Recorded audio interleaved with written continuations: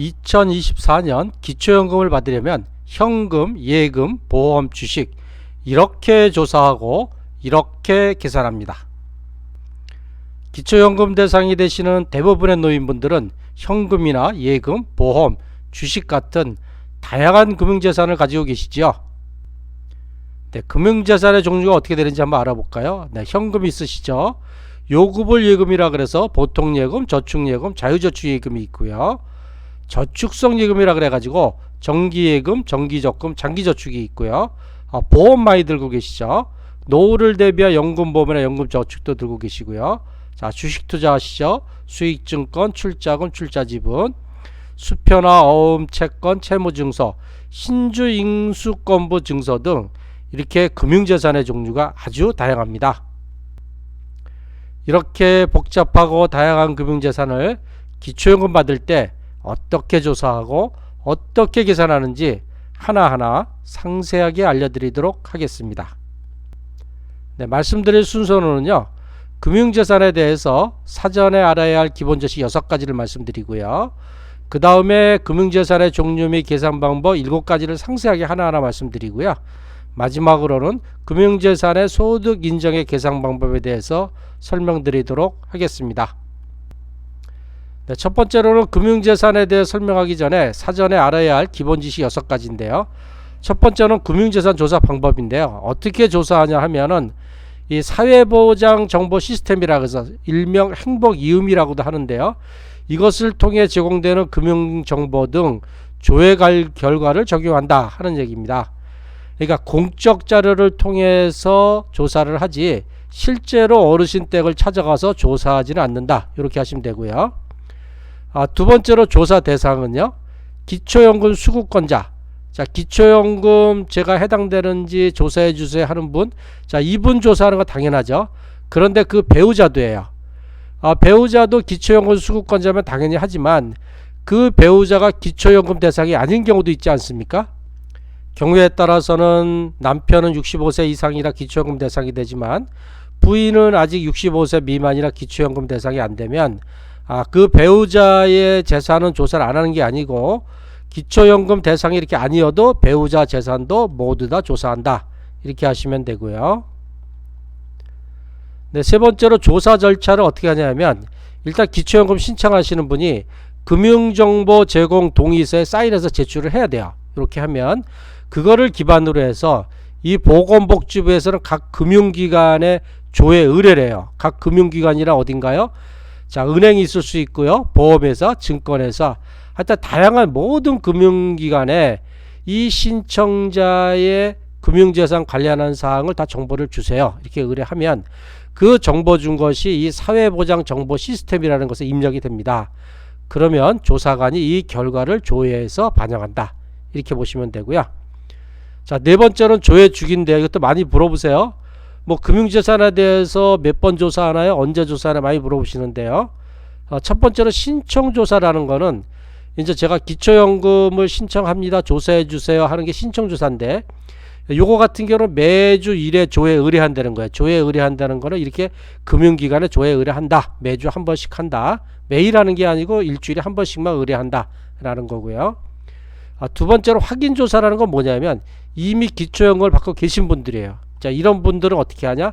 매년 상하반기 나누어서 연 2회 조회 의뢰한다 하는 얘기죠. 자, 상반기에 한 번, 하반기에 한 번, 연간 2번 조사를 한다. 이렇게 보시면 됩니다. 그러니까는 기초연금의 대상이 된다 하더라도 혹시 금융재산이 갑자기 많이 늘어나거나 크게 늘어나면 탈락될 수도 있다. 이때 다시 조사해서 소득인정액으로 산정해서 선정기준액을 초과하면 탈락될 수도 있다. 이렇게 보시면 되니까 일단은 선정이 됐다 그래서 마음 놓지 마시고 이런 금융재산 관리를 계속 해주시는 게 좋겠습니다. 네, 다섯 번째는 조사 결과 적용 원칙인데 이거 중요한 내용입니다. 금융재산, 부채도 포함하는데요. 계좌에 있는 자금의 출처나 성격을 구분하지 않고 예금주, 조사 대상자 명의 재산으로 적용한다 하는 얘기입니다. 이게 무슨 얘기냐면 만약에 아들이 돈 1억 원이 생겼어요. 근데 아버님 제가 1억 원 관리하기 어려우니 아버님 통장에도 넣어주세요. 그래서 아버님 이 수급자 수급 대상자 통장에 놓았어요. 근데 조사를 해보니까 수급 대상자 통장에 1억이 있어요. 그러면은 그 돈은 수급 대상자의 금융재산으로 계산한다는 겁니다. 나중에 그 돈은 제 돈이 아닌데 아들 돈인데 이렇게 아무리 소명을 하셔도 소용이 없다. 그러니까 나의 통장에 다른 사람의 돈이 들어있는 것은 기초연금 받는데 불리하다. 이렇게 보시면 되고요. 자, 여섯 번째로는 그러면은 금융재산 조사하는 게 언제부터 조사하나, 이것도 많이 물어보세요. 언제부터 조사하냐면 2011년 7월 1일 이후의 재산은 모두 조사한다는 거예요. 이 이후에 입출금된 내역은 다 조사한다. 이렇게 보시면 돼요. 그러면 2011년 7월 1일 이후부터 조사하니까 이전, 2011년 6월 30일 이전은 공적 자료로 조사를 하지 못한다. 이렇게 보셔도 되겠습니다. 네, 그러면 지금부터는요, 이 금융재산의 종류 및 계산 방법 7가지를 하나하나 설명을 드리려고 하는데요. 자, 가장 먼저 말씀드리려고 하는 게 현금이에요. 현금이라는 건 뭐죠? 쉽게 사용할 수 있는 화폐예요. 저희가 말하는 뭐 만원권 지폐나 5만원권 지폐, 그저 글자 그대로 현금이에요. 자, 요걸 질문을 통해서 설명을 드리겠습니다. 집에 현금 3천만원이 있으세요? 자, 요것이 기초요금 대상인가요? 아니면 아닌가요? 자, 1. 조금씩 모은 쌈짓돈이라면 해당이 안 된다. 근데 2. 은행에서 일괄 출금한 돈이라면 기타 증여재산으로 산정될 수도 있다. 이게 무슨 얘기냐 하면 금융재산은 어떻게 조사한다 그랬나요? 공적인 자료로 조사한다 그랬죠. 은행이나 증권, 보험회사에 이분의 입출금 내역이나 재산이 어떻게 되는지를 자료를 주세요. 그걸 하는데, 이 쌈짓돈이라는 내용이 뭐죠? 저희들이 보통 예금을 들 때 예금이 돈이 있으면 예금을 했다가 필요하면 자꾸 그러지 않습니까? 그래서 입출금이 계속 있단 말이에요. 그래서 그런 금액, 소소한 금액 같은 경우는 크게 따지질 않아요. 그리고 뭐 월급을 받은 돈에서 조금씩 마가지고 만약에 그 3천만 원이 됐다 그러면 어떤 이 공적 자료로 확인이 될 수가 없습니다. 근데 만약에 2번 은행에서 일괄 출금한 돈이라면 기초연금에 대해서 좀 공부를 해보니까 예금이 많이 있으면 기초연금 못 받는데요. 그래서 예금이 많아. 그래서 3천만 원을 한 번에 일시에 뭐 3개월 이내 평균 잔액을 계산한다 그러니까 그 이전에 빼갖고 집에 갖고 있어요. 그렇다고 해서 뭐 3개월 이내 평잔에는 포함이 되지 않지만 그 이전 입출금 내역도 다 확인하기 때문에 3천만 원이 갑자기 출금이 됐는데 그게 어디 간 데가 없어요. 소명해 주세요 했는데 소명을 못 해요. 그러면 그 돈이 없던 거로 해주세요가 아니고 이렇게 기타 증여재산으로 계산을 할 수도 있겠습니다. 사실상 뭐 이렇게 쌈짓돈, 뭐 크지 않은 돈 집에 갖고 계신 거는 기초연금 계산할 때 계산이 되지 않는다라고 보시면 되겠습니다. 네, 두 번째는 요구불 예금인데요. 보통예금, 저축예금, 자유저축예금이죠. 요구불 예금이라는 게 뭔가요? 내가 필요할 때 항상 쉽게 찾아 쓸 수 있는 예금이에요. 자, 요거는 어떻게 계산하나요? 3개월 이내 평균 잔액을 금융재산으로 계산합니다. 계산을 어떻게 하는지 좀 말씀을 드리면, 자, 첫 번째 한 달 동안은 제가 500만 원을 계속 예금하고 있었어요. 그다음 두 번째 달에는 돈이 생겨서 500만 원을 더 예금했어요. 추가로. 그래서 1000만 원을 갖다가 한 달 내내 갖고 있다가 세 번째 달에는 달 초에 500만 원이 필요해 찾았었어요. 자, 이거 어떻게 계산하냐면, 자, 한 달 동안 500만 원을 30일 갖고 있었죠. 500만 원 곱하기 30일 1억 5천만 원입니다. 자, 1000만 원을 또 한 달 동안 갖고 있었죠. 30일 하면 3억이에요. 자, 세 번째 달에도 500만 원 곱하기 30일 하면 1억 5천만 원. 요걸 다 합하면 6억이에요. 자, 6억 나누기 90일, 총 그 갖고 있는 3개월의 날짜 수 90일로 하면 666만 원이 되겠습니다. 자, 요렇게 한 달은 500만 원만 있다가 두 달째는 1000만 원만 있다가 세 달째는 500만 원 있는 경우는 이 3개월 평균 잔액이 666만 원이 되기 때문에 이 경우에 금융재산은 666만 원으로 계산하게 되겠습니다. 자, 세 번째는 저축성 예금이에요. 정기예금, 정기적금, 장기저축이죠. 이거는 금방금방 찾아쓸 수가 없는 돈이에요. 자, 이 경우는 어떻게 하냐면 잔액 또는 총 납입액을 금융재산을 계산합니다. 자, 계산 방법은요. 정기예금이 3천만 원인 경우 정기예금은 그냥 한 번에 3천만 원 딱 들어두는 거죠. 그러면 잔액이 3천만 원이에요. 3천만 원의 금융재산 계산하고요. 자, 정기적금이에요. 매월 100만 원 적금해서 1년 12개월 동안 적금할 때 현재 1200만원 됐어요. 그러면 총 납입액이 얼마인가요? 1200만원. 요것이 금융재산이고요. 장기저축 통장도 계속 저축한 금액이 현재 1억이 있어요. 자, 그러면 요 1억이 금융재산으로 계산이 되겠습니다. 자, 네 번째로는 보험증권이에요. 보험 많이 들고 계시죠? 요 산정 기준은 좀 더 다릅니다. 자, 어떻게 계산하냐면 해약하는 경우 지급받게 될 환급금으로 계산을 하거나 또는 최근 1년 이내에 지급된 보험금을 금융재산으로 계산합니다. 자, 계산은 어떻게 하는지 예를 들어 드릴게요. 자, 지금까지 보험을 들어서 납입한 금액이 5천만원이에요. 근데 만약에 지금 해약합니다라고 하면 환급금을 얼마 주냐면 3천만원을 줘요. 자, 이런 경우는 이 3천만원을 금융재산으로 계산한다는 겁니다. 요거는 이제 그 정부 당국에서 이렇게 계산을 하는 겁니다. 조사해 가지고. 그래서 내가 납입한 금액이 아니고 해약했을 때 환급금을 금융재산으로 계산한다 이렇게 하시면 되고요. 두 번째는 최근 1년 이내에 보험금 받은 게 있어요. 보험금. 이 보험금 받은 게 만약에 1억이다. 그럼 그 1억을 금융재산으로 계산하고 있습니다. 자, 보험은 좀 더 복잡해요. 보험에 대해서 추가적으로 말씀드릴게요. 자, 수급자가 보험 계약자예요. 그리고 수급자가 수익자인 경우, 자, 이 경우에는 해약 환급금을 수급자의 금융재산으로 계산해요. 이거 당연한 거죠. 자, 두 번째, 자, 수급자, 아버지가 보험 계획자예요. 자녀 이름으로 자녀를 수익자로 해서 보험을 들었어요. 자, 이 경우에도 수급자의 금융재산으로 계산한다는 겁니다.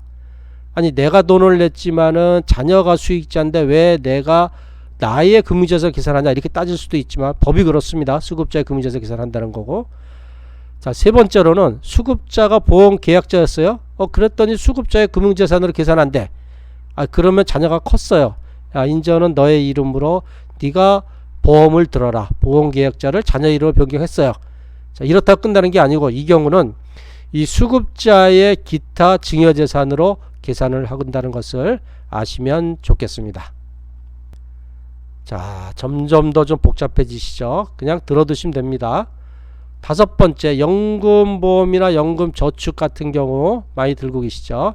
자, 요거는 이 연금 수령 전하고 연금 수령 후하고 계산하는 방식이 달라요. 그래서 요거를 따로따로 말씀드리려고 하는데요. 자, 먼저 연금을 수령하기 전이에요. 계속 돈만 내고 있는 상황이에요.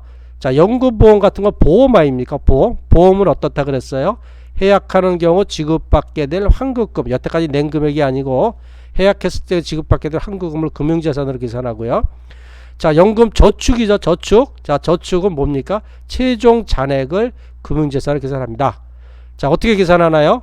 자, 환급금이나 또는 최종 잔액을 금융재산으로 계산합니다. 만약에 환급금이 5천만원이거나 또는 최종 잔액이 5천만원이다. 그러면 5천만원 곱하기 0.04 연리 4%라고 나누기 12개월을 해서 16만 6,666원이 되겠습니다. 5천만원의 환급금과 최종 잔액은 소득 인정으로 환산하면 16만 6,666원이다. 이렇게 계산하면 되고요. 자, 만기가 다 됐어요. 그리고 이제부터는 연금을 타세요. 자, 타는 경우는 어떻게 계산하냐? 정기적으로 지급되는 금액, 연금보험이나 연금저축 다 정기적으로 지급되는 금액을 계산을 합니다. 근데 이때 어떻게 계산하냐면 정기적으로 받는 금액을 금융재산으로 계산하는 게 아니고 연금소득으로 계산해요.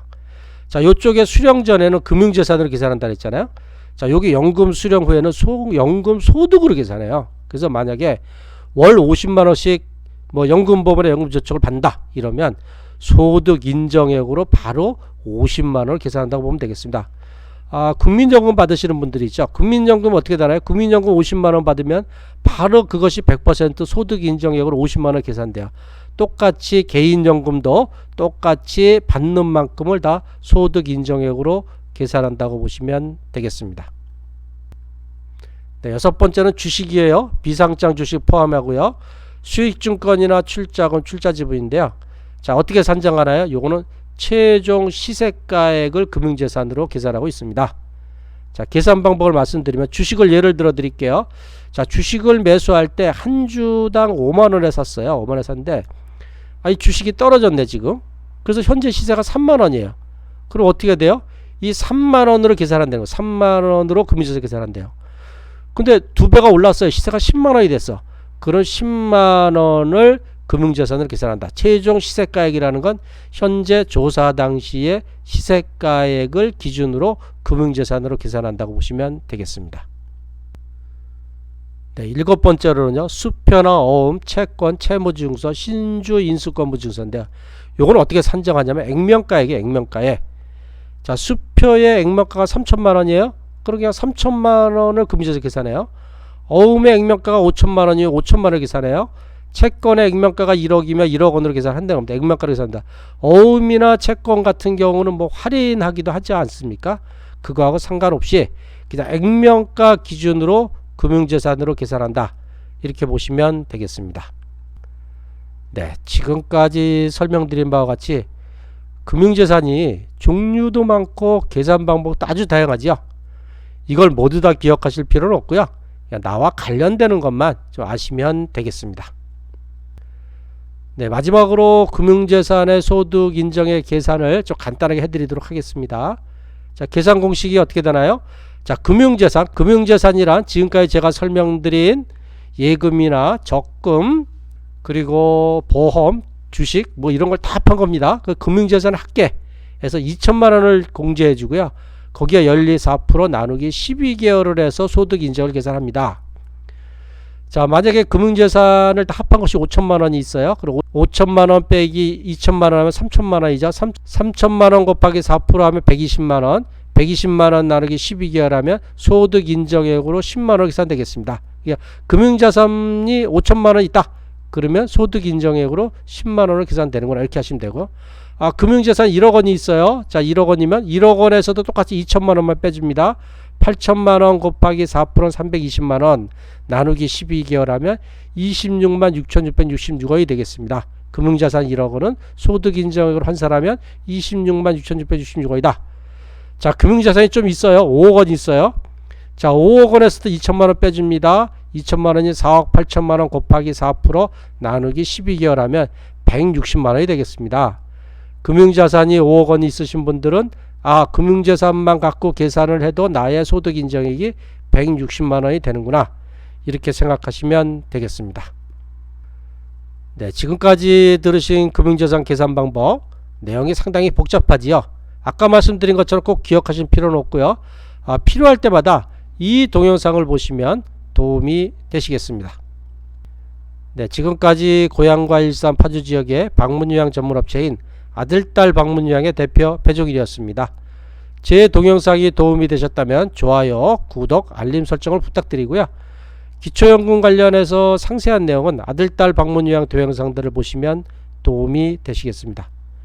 그리고 문의사항이 있으시잖아요. 그러면 댓글로 올려주시면 제가 최대한도로 답변을 드리도록 하겠습니다.